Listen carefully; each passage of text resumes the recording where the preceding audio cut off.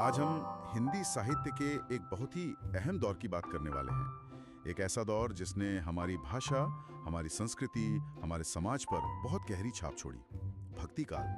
हमारे पास जो जानकारी है वो इस युग की अलग अलग धाराओं, कवियों और उनकी सोच पर रोशनी डालती है। हाँ बिल्कुल।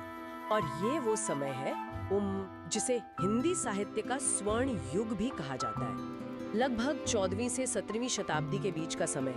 इसी दौर में तो हमें कबीर, तुलसीदास, सूरदास, मीराबाई जैसे कितने अद्भुत कवि मिले। सही कहा। तो आज हमारी कोशिश यही रहेगी कि हम समझें कि आखिर इस काल में ऐसा क्या खास था, क्यों ये इतना महत्वपूर्ण बन गया। जी, हम देखेंगे कि उस वक्त का माहौल कैसा था, कौन से बड़े विचार पनप रहे थे और इन कवियों ने अपनी रचनाओं से क्या कुछ हासिल किया, क्या बदला। बिल्कुल। तो चलिए शुरू करते हैं भक्ति काल का ये विश्लेषण। सबसे पहले उस समय की नब्ज टटोलते हैं, ऐतिहासिक और सामाजिक पृष्ठभूमि। इसे स्वर्ण युग क्यों कहा जाता है, क्या आधार था इसका? देखिए, स्वर्ण युग कहने का मुख्य कारण तो यही है कि इस दौर में हिंदी को एक से बढ़कर एक महान कवि मिले। उन्होंने साहित्य को सच में नई ऊंचाइयां दी। और समय की बात करें तो आचार्य रामचंद्र शुक्ल, जो हिंदी साहित्य के बहुत बड़े आलोचक माने जाते हैं, हाँ, तो उन्होंने इसका समय मोटे तौर पर संवत 1375 से 1700 तक माना है, यानी कि लगभग 14वीं सदी से 17वीं सदी तक। और राजनीतिक तौर पर भी देखें तो वो काफी उथल-पुथल का दौर था ये। बिल्कुल। दिल्ली सल्तनत कमजोर पड़ रही थी, मुगल साम्राज्य जम रहा था, बाबर से औरंगजेब तक। राजनीतिक अस्थिरता तो थी ही, और सामाजिक स्थिति, स्रोत बताते हैं कि समाज में भी काफी तनाव था। धार्मिक कट्टरता दिखती है, ऊंच नीच का भेदभाव बहुत था। हाँ, जातिवाद, कर्मकांड, पाखंड, ये सब चीजें समाज में काफी फैली हुई थी।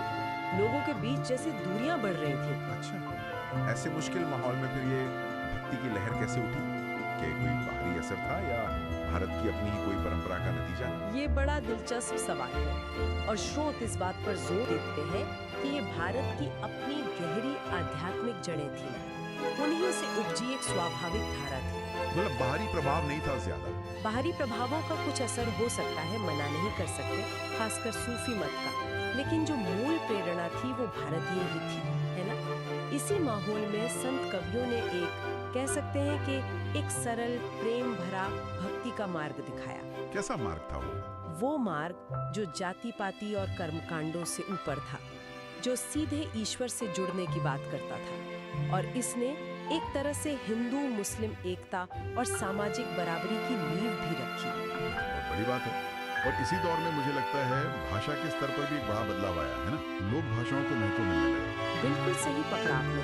ये भक्ति काल की एक बहुत बड़ी देन है। कवियों ने संस्कृत को छोड़कर आम लोगों की भाषाओं को अपनाया, जैसे ब्रज, अवधी, भोजपुरी, खड़ी बोली, इनको साहित्य में जगह मिली। तो साहित्य सिर्फ पंडितों तक नहीं रहा? नहीं रहा, वो आम जनता तक पहुंचा। और कबीर की भाषा तो इसका बेहतरीन उदाहरण है, जिसे सधुक्कड़ी या पंचमेल खिचड़ी। हाँ, मैंने सुना है। हाँ, पंचमेल खिचड़ी। ये पंचमेल खिचड़ी, इसका मतलब क्या हुआ? ये कोई खास स्टाइल था लिखने का? स्टाइल से ज्यादा ये कबीर की सोच दिखाता है कि वो किसी एक व्याकरण या शैली के बंधन में नहीं थे।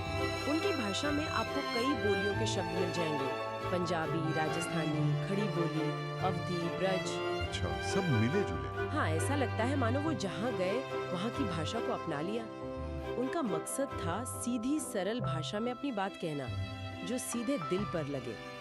भले ही वो भाषा व्याकरण के हिसाब से 100% शुद्ध ना हो, ये अपने आप में क्रांतिकारी कदम था उस समय। और तुलसीदास जी, उन्होंने अवधी में रामचरितमानस रचकर तो जैसे कमाली कर दिया। यकीनन तुलसीदास ने जो किया वो अद्भुत था। उन्होंने संस्कृत का वो भारी भरकम ज्ञान, रामकथा के वो ऊंचे आदर्श, उनको अवधी जैसी लोक भाषा में ले आए, आम आदमी के लिए सुलभ बना दिया। तो रामचरितमानस सिर्फ एक धार्मिक ग्रंथ नहीं रहा? नहीं, बिल्कुल नहीं। वो उस जमाने का एक तरह का सांस्कृतिक पुल बन गया, जिसने पूरे उत्तर भारत की सोच और भाषा पर बहुत गहरा असर किया। तो इस दौर में धर्म और भक्ति के कौन-कौन से रूप देखने को मिलते हैं?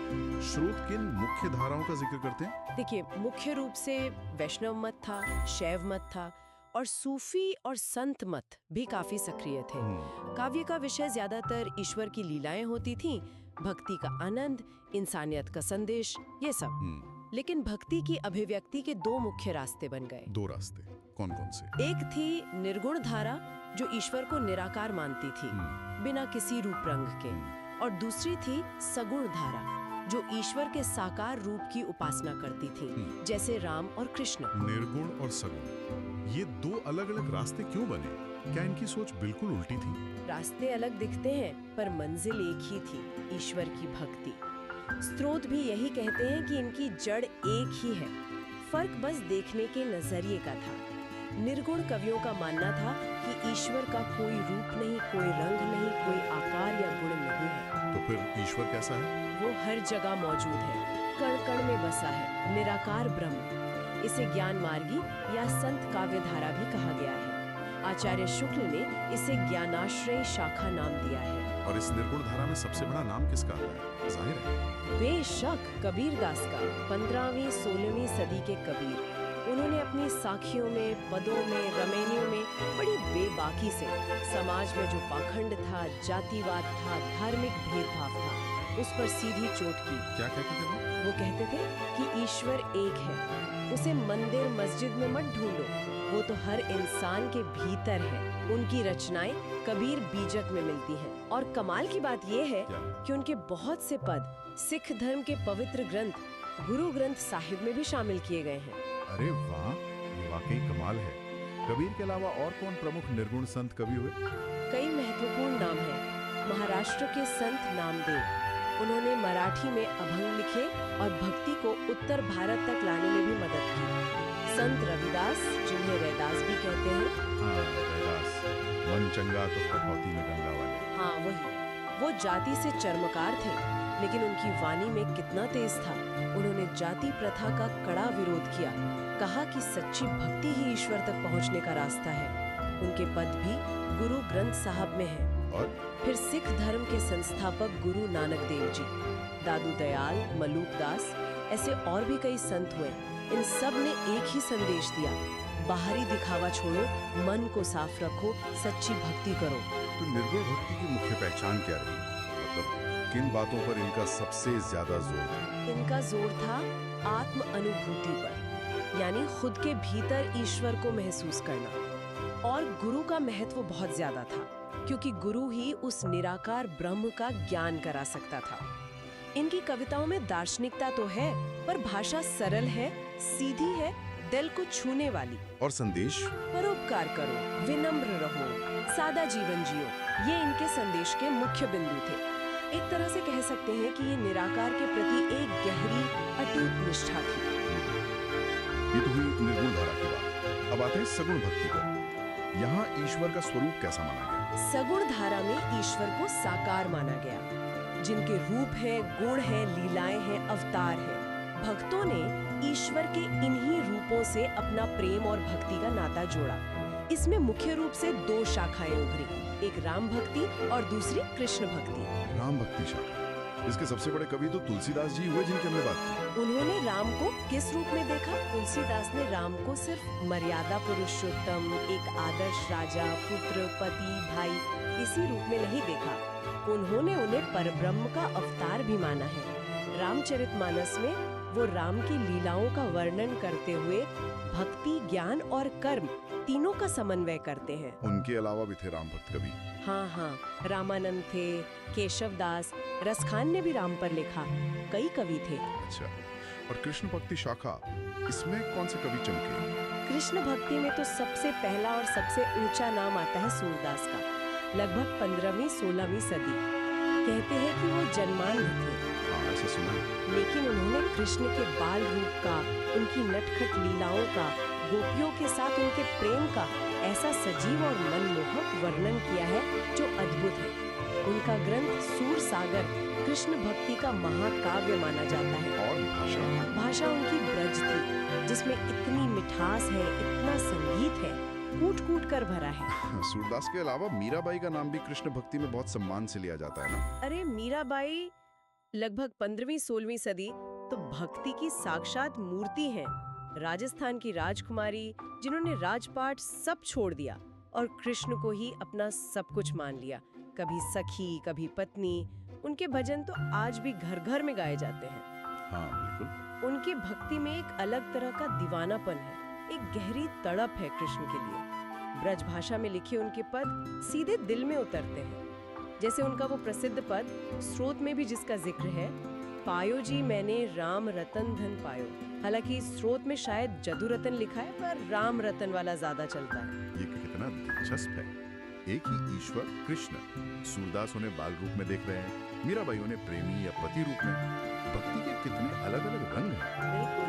और कृष्ण भक्ति में नंददास भी हुए, रस खान जो मुस्लिम होते हुए भी इतने बड़े कृष्ण भक्त थे, रहीम और भी कई कवि हुए जिन्होंने इस धारा को बहुत समृद्ध किया। तो हमने निर्गुण और सगुण दोनों धाराओं और उनके प्रमुख कवियों की बात की। अगर हम भक्ति काल की कुछ आम विशेषताओं या प्रवृत्तियों को देखें तो स्रोत क्या मुख्य बातें बताते हैं? स्रोत कई महत्वपूर्ण प्रवृत्तियों पर प्रकाश डालते हैं। पहली है आत्मानुभूति और व्यक्तिगत प्रेम।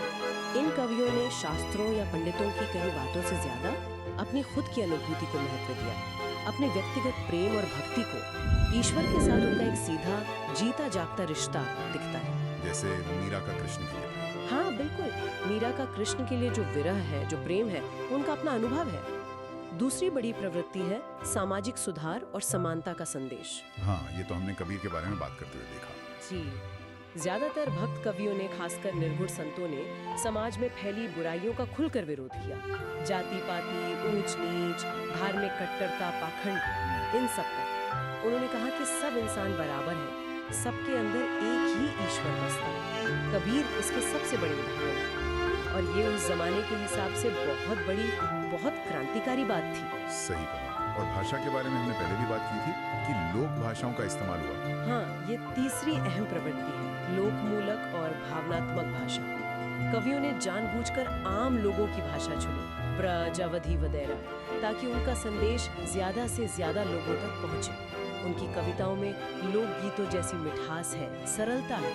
अलंकारों और पांडित्य दिखाने की जगह भावनाओं को सीधे सीधे कहने पर जोर है। और छंद भी शायद ऐसे चुने जो आसानी से गाए जा सके। बिल्कुल, जैसे दोहा, चौपाई, पद। और शायद इसी सरलता और गीता की वजह से ये रचना इतनी लोकप्रिय हुई। हाँ, लगता तो यही है। ये चौथी प्रवृत्ति है, सरलता और लयात्मकता।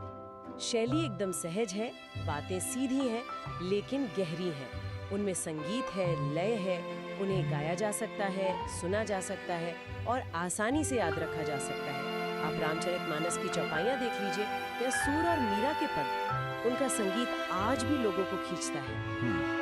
हमने निर्गुण और सगुण धाराओं की अलग अलग बात की, लेकिन क्या इनमें कोई तालमेल या टकराव भी है? स्रोत इस बारे में क्या कहते हैं? ये बहुत महत्वपूर्ण सवाल है, क्योंकि ऊपर से देखने पर लगता है कि ये बिल्कुल अलग है। एक ईश्वर को निराकार मान रहा है, दूसरा साकार। एक मूर्ति पूजा का विरोधी है, दूसरा समर्थक। एक ज्ञान पर जोर दे रहा है, दूसरा लीलाओं और कथाओं पर। हाँ, अंतर तो साफ दिखता है। लेकिन स्रोत बताते हैं कि इनके बीच एक गहरा रिश्ता भी था। टकराव से ज्यादा समन्वय था। वो कैसे? पहली बात तो ये कि दोनों का मूल लक्ष्य ईश्वर प्रेम और भक्ति ही था, ये तो साफ है। दूसरे, कई कवियों ने इन दोनों में एक तरह से पुल बनाने की, समन्वय साधने की कोशिश की। जैसे तुलसीदास जी ने रामचरितमानस में ही लिखा है कि जो निर्गुण निराकार ब्रह्म है, वही भक्तों के प्रेम के वश में होकर सगुण रूप धारण कर लेता है। अच्छा, यानी निर्गुण और सगुण एक ही सिक्के के दो पहलू हैं। हाँ, कुछ ऐसा ही। विद्वान हजारी प्रसाद द्विवेदी जी ने तो तुलसी के काव्य को विरोधों का सामंजस्य कहा है, जहाँ लोक और शास्त्र, घर गृहस्थी और वैराग्य, निर्गुण और सगुण सब मिल जाते हैं। और ये भी तो दिलचस्प है कि कबीर जैसे पक्के निर्गुण संत ने भी राम नाम का खूब इस्तेमाल किया है। हाँ, ये दिखाता है कि उस दौर में शब्द और प्रतीक कितने लचीले थे। कबीर के लिए राम दशरथ के पुत्र राम नहीं थे, वो निराकार सर्वव्यापी ब्रह्म का प्रतीक थे। लेकिन आम लोगों के लिए राम नाम ने निर्गुण और सगुण दोनों तरह की भक्ति को समझने और अपनाने का एक रास्ता खोल दिया। तो टकराव से ज्यादा मुझे लगता है समन्वय और आपसी लेन देन की भावना दिखती है। अच्छा, इस भक्ति काल का असर बाद के साहित्य पर कैसा रहा, जैसे रीति काल पर? क्या भक्ति की ये धारा आगे भी बही? देखिए, भक्ति का प्रभाव पूरी तरह खत्म तो नहीं हुआ, लेकिन रीति काल में जो लगभग 17वीं सदी के मध्य से 19वीं सदी के मध्य तक चला, कविता का मिजाज बदल गया। कैसे बदला? अब उसमें श्रृंगार रस ज्यादा आ गया, राजाओं की प्रशंसा, कलहबाजी, चमत्कार प्रदर्शन, ये सब हावी हो गया। लेकिन कृष्ण लीला, राधा कृष्ण का प्रेम, ये विषय रीति काल में भी बने रहे। बिहारी जैसे कवियों ने इसे अपनी अलंकारिक शैली में खूब इस्तेमाल किया। तो मतलब भक्ति का विषय तो रहा, पर उसका अंदाज बदल गया, आत्मा बदल गई। हाँ, अंदाज और आत्मा दोनों बदल गए। भक्ति काल की वो सादगी, वो वैराग्य, वो समाज से जुड़ाव, उसकी जगह रीति काल में विलासिता और दरबारीपन ने ले ली। भक्ति अब मुख्य धारा न रहकर श्रृंगार की सहायक जैसी बन गई। हालांकि रसखान जैसे कुछ कवि रीति काल में भी हुए, जिनमें भक्ति भाव ही मुख्य था। भाषा भाषा के स्तर पर ब्रज भाषा का प्रभाव बना रहा, जो भक्ति काल की ही देन थी। तो अगर हम भक्ति काल के पूरे योगदान को समेटना चाहें, तो वो क्या? इसने हिंदी साहित्य और समाज को क्या दिया? इसका योगदान बहुत गहरा है और स्थायी है। सबसे पहले तो इसने भक्ति का एक सहज मानवीय दर्शन दिया, जो बाहरी कर्म कांडों से परे सीधे ईश्वर से जुड़ने पर जोर देता था। दूसरा, इसने सामाजिक समरसता और समानता का एक बहुत मजबूत संदेश दिया, जिसने सदियों पुरानी जड़ताओं पर चोट की। और तीसरा, जो शायद सबसे महत्वपूर्ण है, हाँ, वो है लोक भाषाओं को साहित्यिक प्रतिष्ठा दिलाना। अवधी और ब्रज जैसी बोलियां साहित्य की मुख्य धारा बन गई। इससे ज्ञान और भक्ति आम लोगों तक पहुंची। धर्म ग्रंथों की बातें उनकी अपनी भाषा में उन तक पहुंची। और इन कवियों की वाणी, ऐसा लगता है, आज भी उतनी ही ताज़ी और प्रासंगिक है। बिल्कुल, उन्होंने धार्मिक सहनशीलता, मानवतावाद और नैतिक मूल्यों की बात की। ये चीजें तो हमेशा प्रासंगिक रहेंगी, है ना? उनकी कविताएं भले ही सरल लगे, पर उनमें जीवन का गहरा अनुभव और दर्शन छिपा है। इसीलिए तो सूर, तुलसी, कबीर, जायसी, मीरा, ये सब भारतीय साहित्य के आकाश में ध्रुव तारे की तरह चमकते हैं। उनकी आवाज आज भी हमें रास्ता दिखाती है। तो इस पूरी चर्चा को समेटें तो हम कह सकते हैं कि भक्ति काल सिर्फ कवियों का दौर नहीं था। ये एक सामाजिक, सांस्कृतिक और आध्यात्मिक आंदोलन था, जिसने भारतीय जनमानस को गहराई से बदल दिया। निश्चित रूप से इसकी पहचान ही यही है, सरल भाषा में गहरा भाव, संगीत से पगी हुई रचनाएं और इंसानियत को जोड़ने वाला एक उदार संदेश। इसने ईश्वर के प्रति व्यक्तिगत प्रेम और समर्पण का मार्ग दिखाया, तो साथ ही समाज की बुराइयों पर भी उंगली उठाई। निर्गुण हो या सगुण, दोनों ने मिलकर हिंदी साहित्य को वो खजाना दिया जो आज भी अनमोल है। और इसने आने वाले साहित्य के लिए एक बहुत मजबूत जमीन तैयार की। हाँ बिल्कुल। अब अंत में एक सवाल सोचने के लिए छोड़ जाते हैं। भक्ति काल के इन कवियों ने सदियों पहले जिस आपसी प्रेम, सहनशीलता और सामाजिक बराबरी का सपना देखा था और अपनी कविताओं में जिसे बुना था, वो सपना आज के हमारे समय में कितना मायने रखता है? वाकई ये सोचने वाली बात है कि उन कवियों का संदेश आज की चुनौतियों के इस दौर में हमें क्या सिखा सकता है और शायद किस तरह रास्ता भी दिखा सकता है।